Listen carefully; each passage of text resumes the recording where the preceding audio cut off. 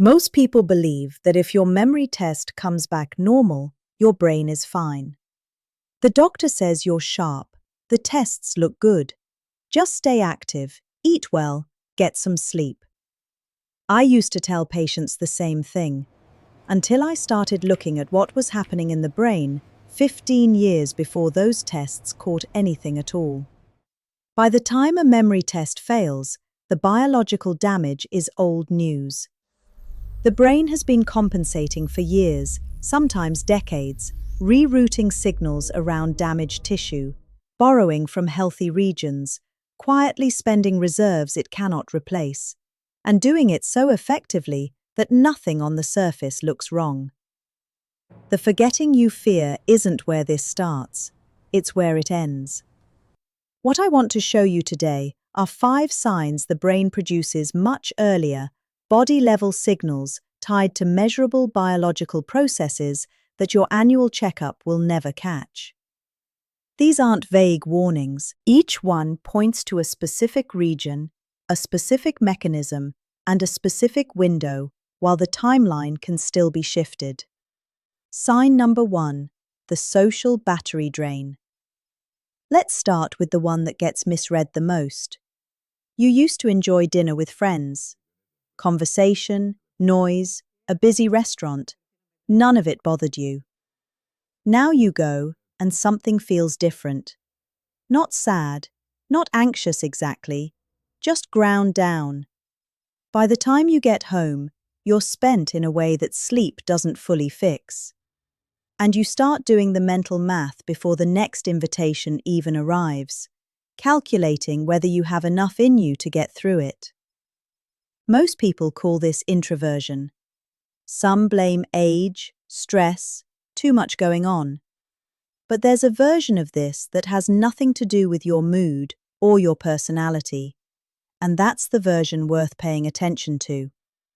Your brain doesn't process a social situation as one thing. It's running parallel tasks the entire time, reading facial expressions, tracking tone of voice, filtering background noise, monitoring conversational context, planning your next response, regulating your own emotional reactions.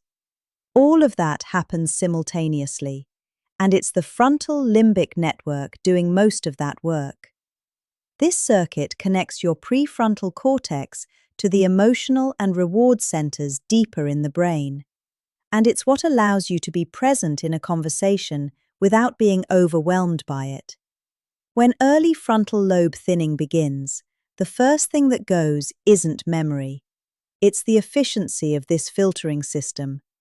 The brain can no longer suppress irrelevant inputs while simultaneously tracking everything else. So every social interaction starts burning disproportionate energy. You're working twice as hard to stay present, and the exhaustion is real because the metabolic cost is real. Research tracking preclinical Alzheimer's has found that apathy and social withdrawal show up in patients nearly a decade before formal diagnosis. More than 70% of early-stage patients show this pattern, documented through validated behavioral scales. The withdrawal isn't laziness or depression, though it gets labeled as both. It's the brain doing something rational, pulling back from high-cost activities to conserve what's left. And what it's conserving, it turns out, is the same resource that makes the next sign so easy to miss. What distinguishes this from normal tiredness is the pattern. Everyone has an off week. What you're looking for is a consistent shift. Plans you used to enjoy now require recovery time that stretches into the next day.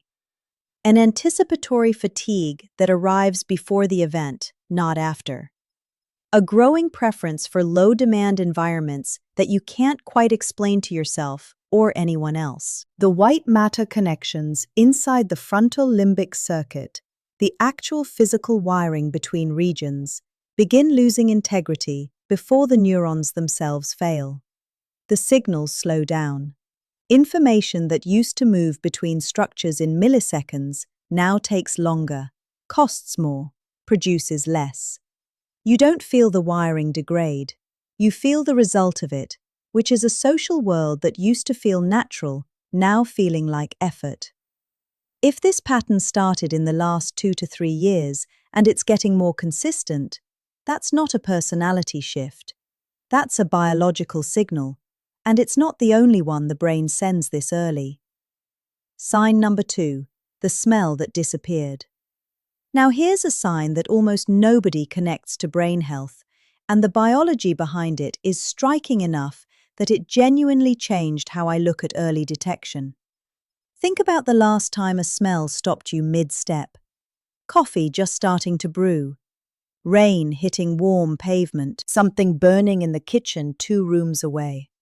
Those moments feel automatic, almost involuntary, because the olfactory system is wired differently from every other sense. It doesn't route through a relay station before reaching the brain. It projects directly into the entorhinal cortex and the amygdala, the same regions where tau pathology first accumulates in Alzheimer's disease. That's not a coincidence. It's an anatomical map of where the disease begins. What we know from research is that tau, the protein that tangles inside neurons and disrupts their function, doesn't start accumulating in memory centers first. It starts somewhere most neurologists weren't looking until recently. It starts in the olfactory epithelium, the tissue inside your nose that detects scent. From there, it spreads inward along connected pathways into the entorhinal cortex, then the hippocampus, tracking the exact routes the smell system uses to talk to the rest of the brain. Smell loss, in this context, isn't a side effect of something happening elsewhere. It's a direct readout of where the damage originates. The research on this is some of the clearest we have in preclinical detection. Data from the Baltimore longitudinal study of aging found that each single point drop on a standard odor identification test was associated with a 22% higher chance of developing mild cognitive impairment. A separate longitudinal study out of the University of Chicago Medicine tracked 515 older adults and found that rapid decline in smell predicted multiple features of Alzheimer's, including smaller grey matter volume in memory-related brain regions and measurably worse cognitive performance. The risk carried by rapid smell decline was comparable to carrying the APOE4 gene, one of the strongest known genetic risk factors for Alzheimer's that exists. That comparison matters. We take genetic risk seriously. We should be taking olfactory decline just as seriously. What makes this sign so easy to miss is that it doesn't arrive like a symptom. It arrives like absence. You're not in pain. Nothing hurts. You just notice, gradually, that the world has become slightly less textured. Coffee smells faintly of what it used to be. You can't tell if the milk has turned. You walk past something burning and don't register it until someone else reacts. People assume this is aging. Sometimes it is. But there's a distinction between the mild, slow reduction in smell sensitivity that happens to everyone over time, and a steeper, faster decline in the ability to actually identify what you're smelling. That second pattern, losing the ability to name and distinguish smells, not just detect them faintly, is the one tied to tau pathology in the research. It's also the one most people attribute to a lingering cold from 2 winters ago and never think about again. There's a practical test worth doing at home. Go to your kitchen and, without looking, try to identify 5 familiar smells. Coffee, cinnamon, citrus, garlic, something savory. Pay less attention to whether you can smell something at all, and more attention to whether you can name it accurately and quickly. That identification speed and accuracy is what the clinical tests measure, and it's where the early signal shows up. One more thing worth knowing.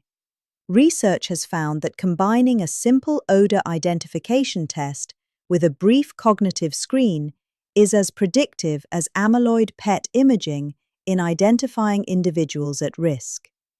PET imaging costs thousands of dollars. A smell test costs nothing. The olfactory system is the brain's front door. When smell starts fading, something is already on the other side of it. Sign number 3, the spatial glitch. The third sign doesn't announce itself either. It shows up in small physical moments you're likely to explain away immediately. And the explanation almost always sounds reasonable. You clip the edge of a door frame, walking through a hallway you've used 1,000 times. You reach for your glass, and your hand lands an inch past it. You pull into a parking space, and the distance to the car beside you feels harder to judge than it should. You stand in a room you know well, and just for a second, something about your position in it feels slightly off. Not dizzy, not confused, just miscalibrated. Most people say some version of, "I've always been a little clumsy," and move on. For some people, that's true, but there's a pattern here that's worth distinguishing from ordinary clumsiness, and the biology behind it points somewhere specific. Your parietal lobe, sitting toward the upper rear of the brain, is responsible for taking all the incoming sensory data about your body and the space around it and assembling that into a real-time, continuous map. Where your hand is relative to the glass, how wide the door frame is relative to your shoulder, how far the curb drops before your foot lands. This isn't conscious calculation. A healthy parietal cortex does it automatically, continuously, faster than thought. It works in close coordination with two structures you've heard about before in the context of memory, the hippocampus and the entorhinal cortex. The hippocampus contains what neuroscientists call place cells, neurons that fire specifically when you occupy a particular location in space. The entorhinal cortex contains grid cells, which track distance and direction as you move through the world. Together, these three regions maintain the brain's spatial architecture. When the connections between them weaken, the map doesn't vanish, it loses resolution. You can still navigate your house, but the precision that made it effortless is quietly degrading. Alzheimer's pathology reaches this network earlier than most people realize. In certain subtypes, spatial disorientation precedes recognizable memory loss by years, precisely because the hippocampal and entorhinal structures begin degrading before damage spreads through the broader cortex. The person can still recall names, hold a conversation, manage daily routines, but the spatial system, running on that same compromised hardware, is already producing errors. This is where cognitive reserve becomes deceptive in a specific way, and it's worth understanding the mechanism because it shapes everything about how these signs appear. Cognitive reserve is the brain's ability to compensate for structural damage by recruiting alternative pathways, borrowing processing capacity from healthy regions to cover for ones that are already degrading. It's both the brain's greatest strength and its most dangerous trick. A brain with high reserve reroutes around early parietal atrophy so effectively that the errors stay small and infrequent. You bump the doorframe once, blame it on being distracted, and you're right often enough that the pattern stays invisible. Research confirms that high reserve individuals can maintain essentially normal behavior despite measurable atrophy on imaging. But the trade-off is steep. When the reserve finally depletes, the functional drop is faster and more abrupt than in lower reserve individuals who showed their decline more gradually. The brain that compensated longest falls furthest when it stops. So what distinguishes this from clumsiness? It's the newness and the repetition. Clumsy people have always been clumsy. What you're watching for is a change, bumping the same doorframe you've cleared without thinking for 15 years, misjudging the same step down to the garage, reaching past objects in a kitchen you could navigate in the dark a few years ago. Driving is often the earliest place this shows up in a way that's hard to ignore. Not vision problems, not reaction time, but a growing difficulty judging lateral distance to other vehicles, a new unease on roads that used to feel automatic. The parietal system is your brain's physical GPS, and when it starts losing signal, the road is often where you notice it first. But the disruption doesn't stop there. It reaches something most people assume has nothing to do with cognition at all. Sign number 4. The sleep that stopped cleaning. Most people think of poor sleep as a consequence of getting older. You wake up at 3 a.m., lie there for an hour, finally drift back off, and wake up feeling like you never slept at all. You've probably told yourself this is just how sleep goes now. It might be, but there's a specific pattern of sleep disruption that isn't a consequence of aging.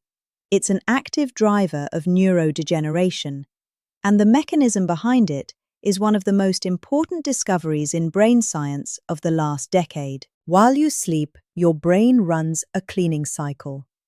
The glymphatic system, a network of channels that surrounds the brain's blood vessels, opens up during deep, slow-wave sleep and allows cerebrospinal fluid to flush through brain tissue, carrying out the metabolic waste that accumulates during waking hours. Amyloid beta, tau fragments, other toxic byproducts of normal brain activity, this is when they get cleared.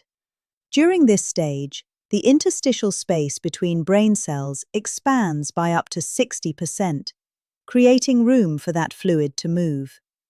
It doesn't happen during the day. It doesn't happen during light sleep.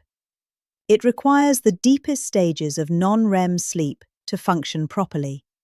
And when those stages are cut short or fragmented, the clearance is incomplete. What that means in practice: the proteins that accumulate during the day don't fully clear overnight. They build up incrementally, night after night, accelerating the same pathological process we've been tracking through each of the previous signs. Poor sleep doesn't just correlate with higher dementia risk, it participates in creating it. There are 2 specific patterns worth knowing, and the second one is far more common than the first, which is part of why it goes unrecognized for so long. The first is physical movement during dreaming. During normal REM sleep, the brain sends signals that temporarily paralyze the muscles so you can't act out what you're experiencing. When that mechanism fails, people begin physically moving during dreams, kicking, speaking, sometimes swinging their arms. A bed partner usually notices before the person themselves does. This condition, called REM sleep behavior disorder, is a serious neurological signal. More than 80% of people diagnosed with it will develop a neurodegenerative disease within 14 years. It predicts Lewy body dementia and Parkinson's more strongly than Alzheimer's specifically, but the signal across all neurodegenerative categories is real and documented. The second pattern is subtler and more common. Research published in Alzheimer's and Dementia tracked the timing of REM onset. How long after falling asleep a person reaches their first REM cycle. When that delay stretches beyond roughly 3 hours, it correlates with measurably higher amyloid levels, higher tau, and significantly lower levels of BDNF, the protein that supports synaptic growth and neuroplasticity. You don't need a sleep lab to notice this indirectly. People with delayed REM architecture tend to wake feeling unrested even after a full night's hours because the restorative stages arrived late and were compressed. Temperature matters here in a way most people underestimate. Deep, slow-wave sleep. The stage when glymphatic clearance peaks is most accessible when the body's core temperature drops, which requires a cool sleep environment. A room that stays too warm compresses the time spent in N3 sleep, which compresses clearance, which compounds the protein burden the next night. What you're watching for isn't insomnia in the classic sense. It's the quality underneath the hours. Waking at the same time each night, lying there alert despite being exhausted. Never waking feeling genuinely restored, no matter how long you slept. A bed partner mentioning sounds or movements during the night that you have no memory of. Any one of these deserves attention. Together, they describe a glymphatic system that's falling behind. Sign number 5, the vocabulary that slips. The fifth sign is the one families dismiss the longest, because the person looks so intact. They're funny, they follow the conversation, they remember what happened last week. Everything seems fine, and yet something quiet is happening in the background. Something you can only catch if you know what you're listening for. It starts as a small friction. You reach for a word you've used 10,000 times. A common word, nothing obscure, and it's just slightly out of reach. You get there eventually, maybe half a second later than you should, or you go around it. The thing on the counter, that show we watched, you know, the device. The word itself is still in there, it's not gone, but the pathway to it has narrowed, and under any kind of cognitive load, a noisy room, a fast conversation, fatigue, the retrieval slows noticeably. This is temporal lobe dysfunction at its earliest detectable stage. The temporal lobe houses the language networks that link stored concepts to their spoken labels, and those networks depend on dense synaptic connections between distributed cortical regions. When early synaptic pruning begins in the temporal lobe, transmission slows specifically under pressure. Comprehension stays intact because understanding language draws on broader, more redundant circuitry. Humor stays intact. Personality stays intact. What degrades first is the speed and efficiency of retrieval when the brain is doing more than one thing at once. That's exactly why families miss it. The person is present, engaged, warm, sharp in every way that registers socially. The retrieval gap is small enough to cover, and most people cover it naturally without realizing they're compensating. Researchers call this circumlocution, describing the concept rather than naming it, and it's one of the ways high cognitive reserve actually works against early detection. The brain finds a detour, uses it fluently, and no one notices that the direct route is closing. Retrospective analyses, looking back at the years before formal Alzheimer's diagnosis, have found measurable language retrieval deficits appearing a full decade before clinical diagnosis.